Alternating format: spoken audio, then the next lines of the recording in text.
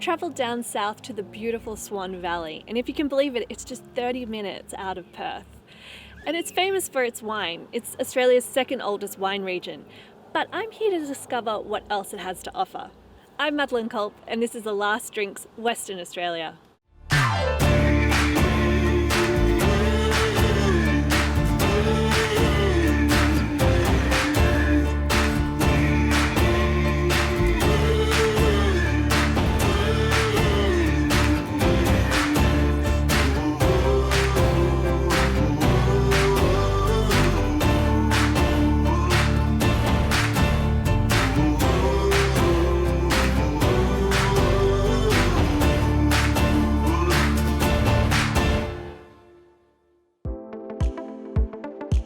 While wine often steals the show in the Swan Valley, there's plenty more on offer. Later on, I'm heading out to the hills for a classic country pub meal. But first, it's time for a gin-making masterclass. I'm visiting Amberches Spirits, a family-run distillery producing some award-winning gins. It's a beautiful day today, so first up, I'm meeting the family. Over a gin, of course, to find out how it all got started. So how did you come up with the idea to make your own gin? I was back in the UK studying chemical engineering. I was finishing up my master's at the start of 2020. But I was looking at making ethanol for gin and vodka production. So when my uni closed, I came back out here and ended up finishing my research out here. But it involved a lot of going to distilleries and seeing how they operate and how you start a distillery and what equipment you need and the costs involved. And when I finished my degree in June 2020, we all sort of said, wouldn't it be nice if we could do this ourselves? Why don't we give it a go? So we started a course with the Distillers Institute in August and put in our first approval in September 2020 and got our approvals on Christmas Eve. So that was a nice Christmas present. We were very happy. So Christmas Eve we got the approval and then we built the distillery. So the distillery all got lined out and built over the new year. And we started producing in February 2021. So about a year and a half we've been going now. But it's been going well and we love it. So it all started from wish we could do this. Wouldn't it be nice if we could do this? And you actually did it. Yes. A lot of hard work that we did. Yeah. Yes, and no regrets along the way. All the tastings along the way. Yes, it's a perk. Yeah, a lot of drinking and taste testing. And why gin? Have you got a particular taste for gin? Well, we liked alcohol. Yeah. Gin was on the top of our list. Yep. And Alicia came back from the UK with all this information about how gin was so popular over there and that she liked the ones she liked. We thought, well, we should try and make some of those along the way, but let's take it a little bit differently and instead of syrups and the like, we'll use the real fruit. So you really closed in on that gap in the market. Using the real fruit and not sugaring it is a little bit different, and it's something that we enjoy drinking ourselves. So we wanted to make something that we like to drink.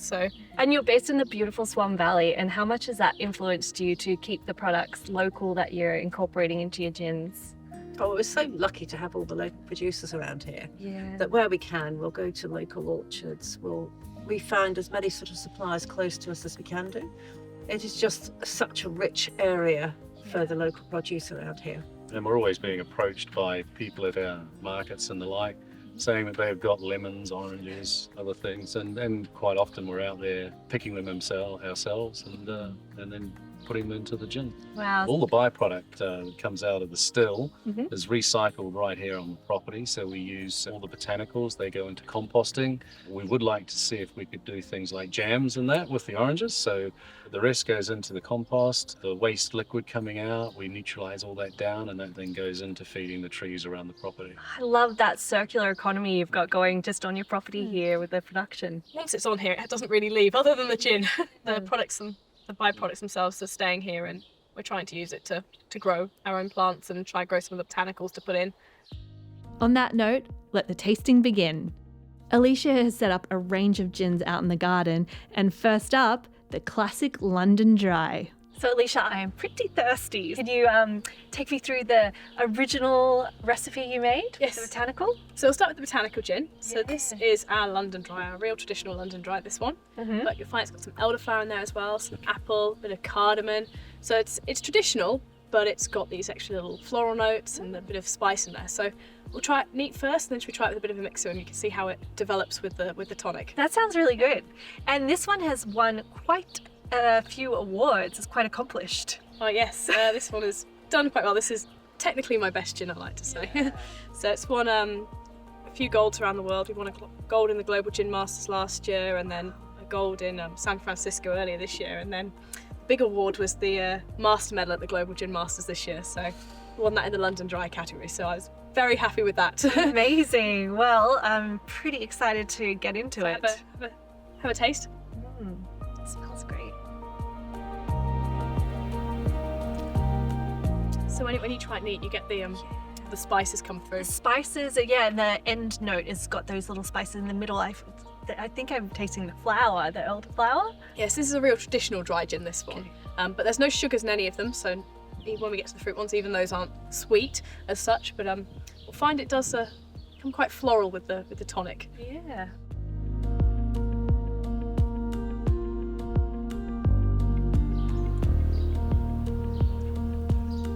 Oh yeah, still the spices in there, but the floral notes are really accentuated. The floral seems to come to the front, and then you finish off more with the spices as opposed to being the other way around when you Yeah. have it neat. How interesting that tonic does that.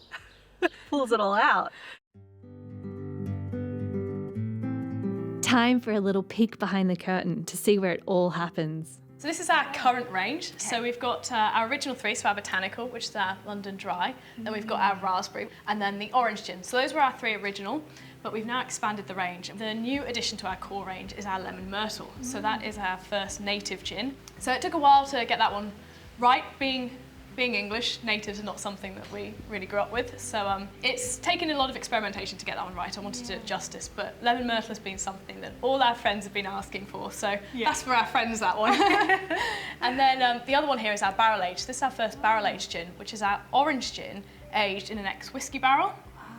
But the barrel also had a coffee spirit in it before, so it's got some coffee notes from that in it as well. So it's sort of like an orange gin chocolate coffee whiskey. Wow, that sounds delicious. So it's quite an interesting one, that it is more towards a whiskey, but it's still a gin. And then the other way that we've started expanding is our limoncello. So these are the limoncellos here. Being so popular, it's now becoming part of the main range. So they will get a label refresh in the next few months. So I bet coming into the warmer months, they must just fly off the shelves. Yes, yes, they were really popular earlier in the year, and as it's warming up again, people are really enjoying them. Just keeping them in the freezer and serving them nice and cold. Oh, delicious.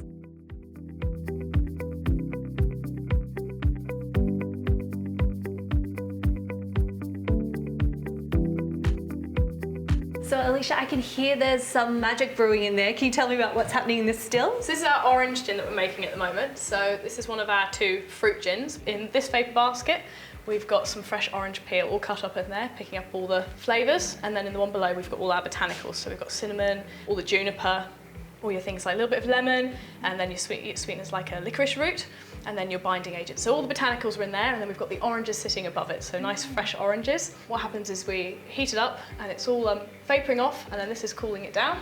And then we've got all the gin coming off. Do you want to have a smell of it? Because I can kind of smell it a little bit now, and it smells delicious.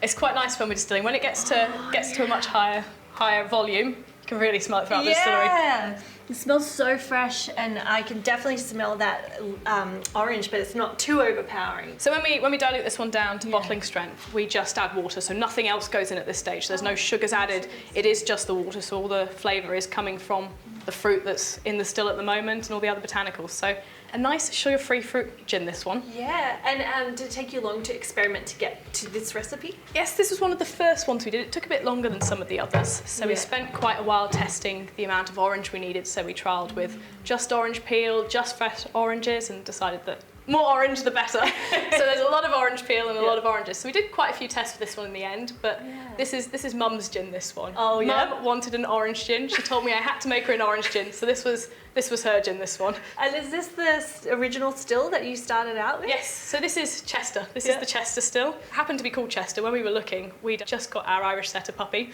called Chester. And we saw this one online and it was called Chester, so we thought we have to have the Chester still. We can't not have the Chester still when we've already got Chester. In fact, Amberches, the name, is actually Chester's pedigree name. So we had Chester dog and Chester still. It all coming together. Yes. And it's such a nice family tie because it is a family owned and operated business. Yes, there's just four of us. Everything.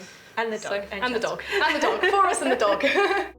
While I'm here, I may as well try it straight from the source. So this is what's currently coming off the still. So we're about halfway through the distillation. Okay. So this is at 82%, so only a tiny bit. Put a little bit in your mouth and so you can see the orange flavours coming through. Oh yeah, that orange flavour, that's really nice and fresh. And how often would you have to keep testing during the whole process? So we do a combination of taste and the alcohol percentages to where we cut it. So at the moment we're only halfway through, so we'll leave it running for a bit longer, but when we get closer to the end, then we will start taking all the cuts and trying it a bit more. Oh. So lots of taste testing at the end of the distillation. Delicious work. Someone has to do it. Yes. 80% packs a fair punch, so I think it's only fair to taste it in its finished state. So you tried it in still and it's quite intense at the 80% you tried it at, but now it's down at 42. Yeah. It's still quite a zesty gin at this percentage. So you get that real sort of fresh zest flavour. So see what you think of this one now. Definitely, I can still taste the notes that I could, but it's a lot smoother. So again, no sugar in this one. It is just the fruit that gives it that flavour, so that's why you get that real zest, and it'll sweeten off a bit with the tonic, so you get more sweeter flavours coming through. Let's give it a go then.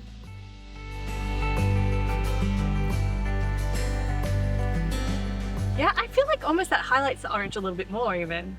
Yes. Yeah. And brings out again, your spices with your cinnamon and juniper as well come out a little bit more with the tonic as well. It's really tasty. It's very Moorish. And there will be more right after the break. See you soon.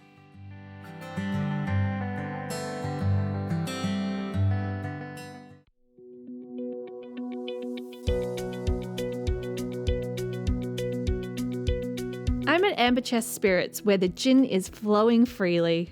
But there's plenty more to see in the distillery. So this is our little test still. So this is just a 2-litre test still that we use to experiment on the recipes. So we start here, do the testing, and then when we're happy with it, we scale it up to the big still. We got it made locally as well, same as the big still. So it's easier to convert the flavours, when the flavours you get out of one into the other, when you scale it up, because it's quite a big difference going from 2 litres to 120 litres. Yeah, you don't want to get that wrong and have quite a lot of excess. No. So we spend a lot of time working on this first before we do a big full run. And how did the ideas come to you? I mean, you mentioned that orange was from your mum, but the other ideas for flavours? So the other two that we started with, the botanical and the raspberry. The botanical is my gin.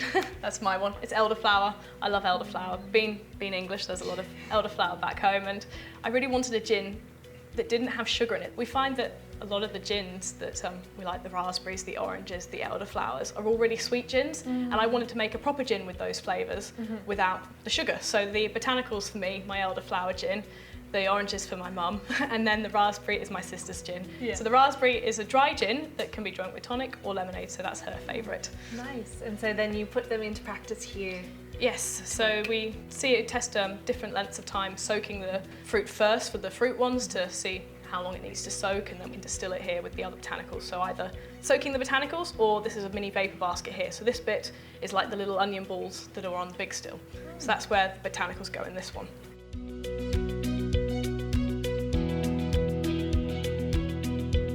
So this is our new still.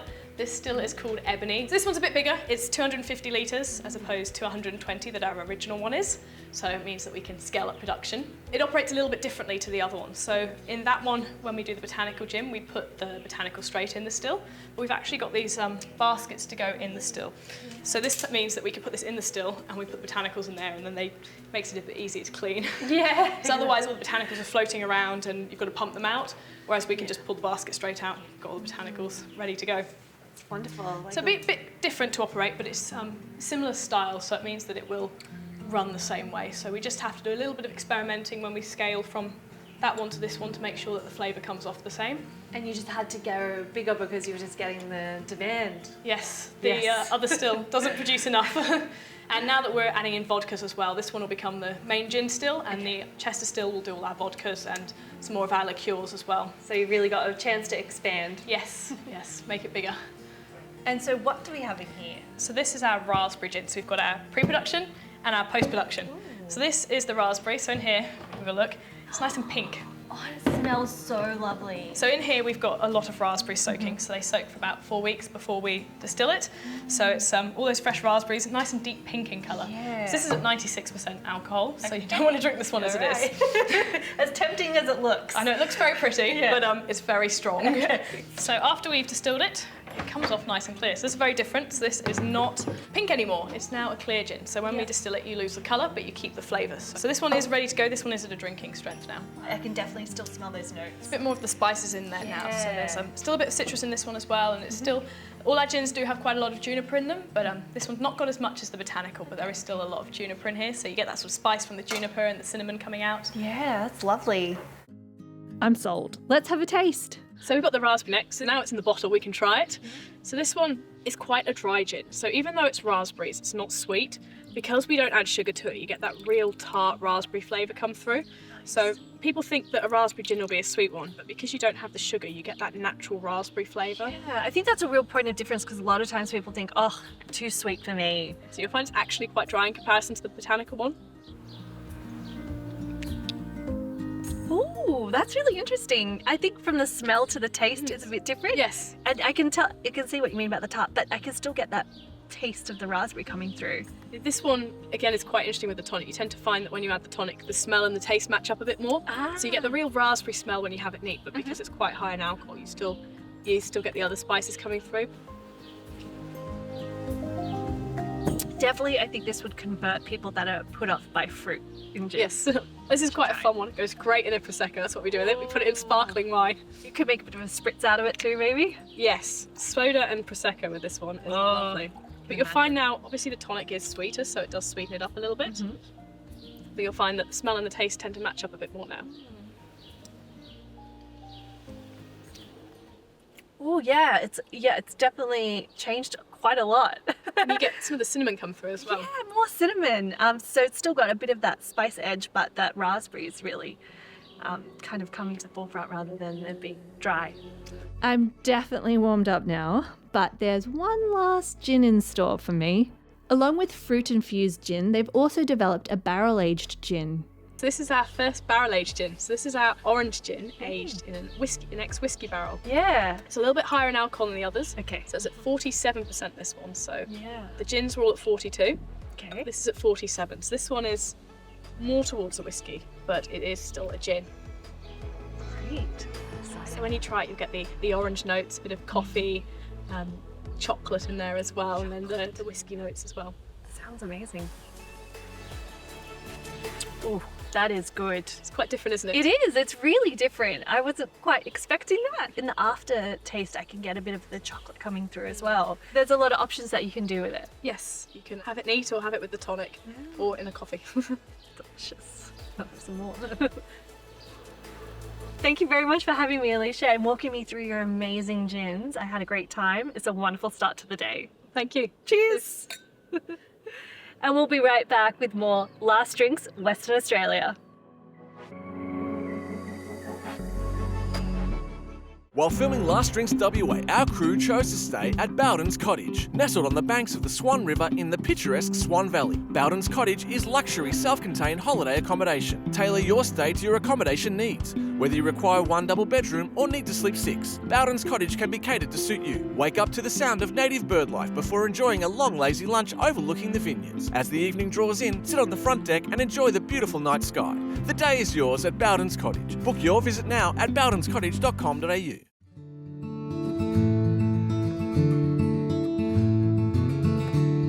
I'm heading a half hour east from the Swan Valley up into the hills of Mount Helena. My destination? The iconic Mount Helena Tavern, also known as the Mounties. The historic tavern dates back to 1902 and offers locals and tourists a traditional Australiana pub with a country feel, all within a short drive of Perth.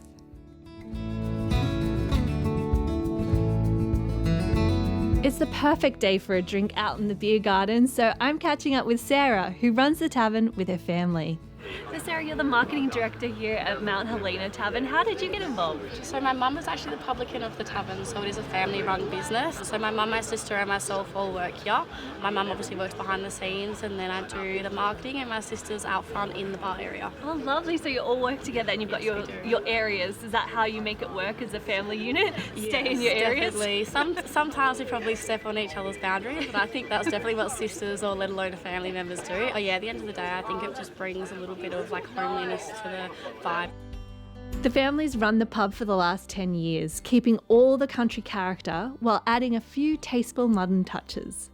Mount Helena was one of the first timber producers and was chosen as a sawmill site in 1882.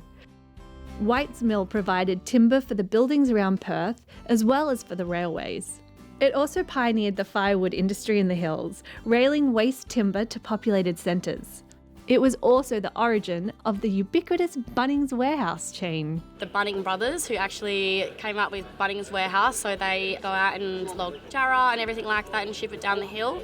There actually is a road around the corner called Bunning Road. And while the logging industry no longer dominates the town, there's plenty of nods to the town's past. So a tavern like this must have a pretty amazing history. Yeah, so it's been here for 120 years. It was originally called the Mount Helena Hotel until 1934, and then it changed over into a tavern as we moved away from the hotel and the rooms and then just focused on the tavern side of things, hospitality side of things.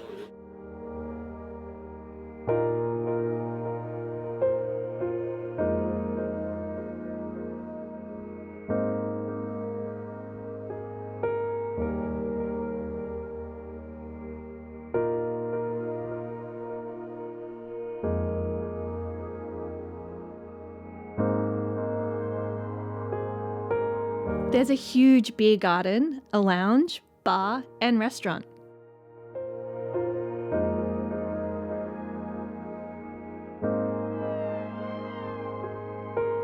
The Eastern Railway to York, built in the 1880s, originally passed through the town, and now it's a scenic rail trail. It's the perfect way to explore the area and take in some nature. The Railway Reserve Heritage Trail forms a 41-kilometre loop entirely on railway formations, passing through the hills communities of Darlington, Parkerville and Mundering. Suitable for walkers, cyclists and horses, the trail passes through John Forrest National Park, with plenty to see along the way.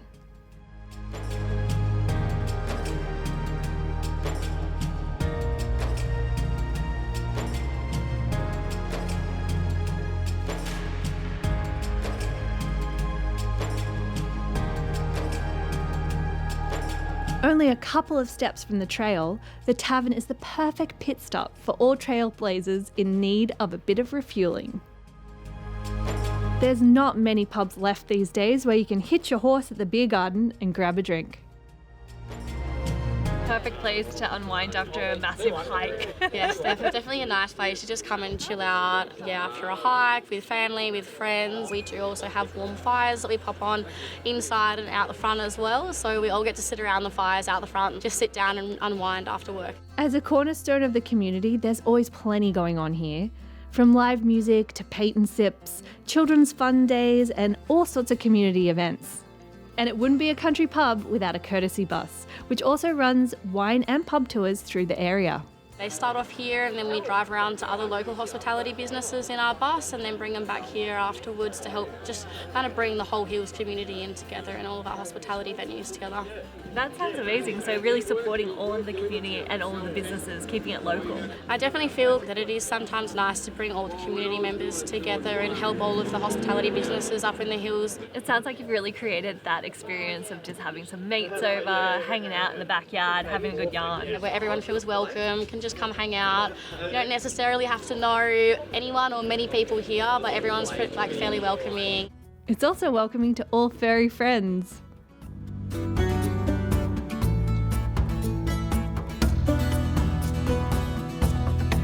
And there's some mighty fine drinks on offer too. Sarah's sister has made a few of their signature cocktails for us.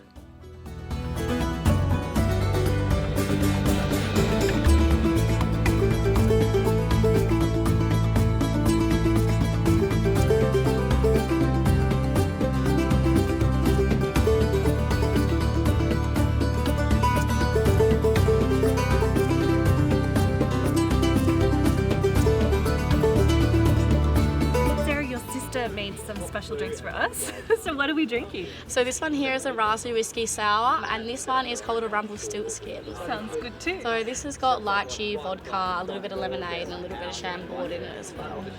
This looks amazing. It looks so pretty, so